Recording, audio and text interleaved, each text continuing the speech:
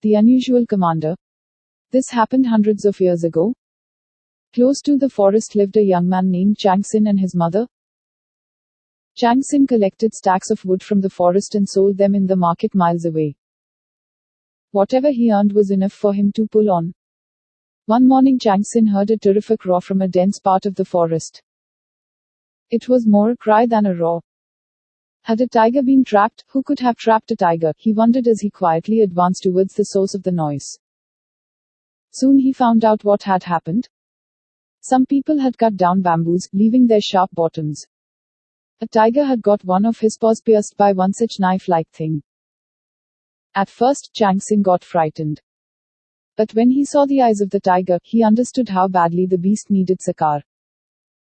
Even then he did not dare to approach it all alone. He ran home and told his mother about it.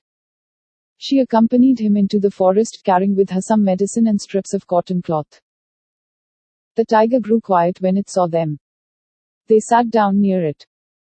Chang Sin lifted its paw as cautiously as possible from the sharp piece of bamboo while his mother moved her fingers on its back. Then they applied medicine to the tiger's wound and bandaged it. The tiger stood up and began to walk. As he looked at the mother and the son, the mother said, "Oh tiger, we are poor. We do not have influential relatives to help us. If you can, help me to find a beautiful bride for my son." The tiger growled and went away. Something amusing happened after a month. A charming girl was on her way to her maternal uncle's house. Her marriage was to be performed there. She rode a palanquin. A number of attendants followed the palanquin carrying clothes and jewelry which were to be given to her at the time of the wedding. Suddenly 5 huge tigers came charging at the party. The bearers set the palanquin down and fled for life. The attendants threw their burdens down and fled. The girl came out of the palanquin only to come face to face with the tigers. But to her pleasant surprise, she saw that the tigers did no harm to her. They seemed to drive her in a certain direction. Slowly driven by the tigers, she reached a hut. Chang Sun's mother came out and saw the fairy-like girl standing before her. She received her with great warmth. The tigers went away giving out happy roars. Days passed. Nobody came to look for the girl. At her instance, they brought to their hut the valuables left by the attendants. "I wish I had a daughter-in-law like you," one day Chang Sun's mother said.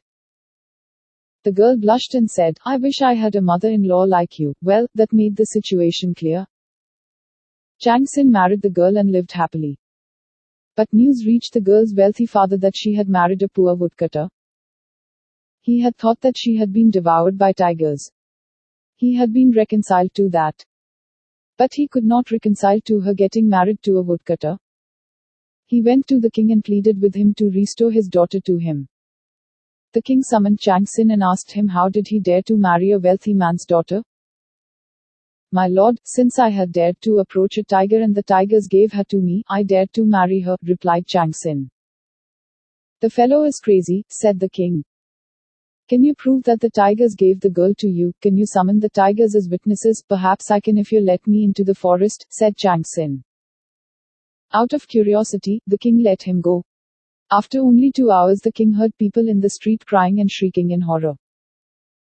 He climbed the roof of his palace and saw Chang Sin returning with 5 tigers. "Enough of evidence, enough, dear Chang Sin. I'm convinced that you spoke the truth. Go away and live in peace," shouted the king. "Thank you, my lord," said Chang Sin, and he went away with the tigers.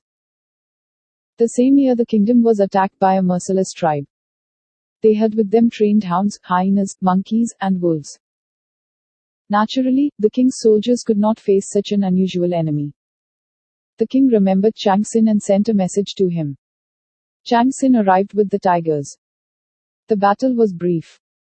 The invaders took to their heels with their animals. "Chang Sin, will you become the commander of my army?" proposed the king. "My lord, I am afraid. I don't know how to command an army," mumbled Chang Sin. "Is that really necessary? As long as you can command the tigers, you are appointed to the post," said the king. Chang Sin came over to a large mansion near the palace with his mother and his wife. Once a week the tigers came to see him. There was no attack from any quarters for a long time to come. Thanks for listening. Please do like, share and subscribe to our channel. See you with another story.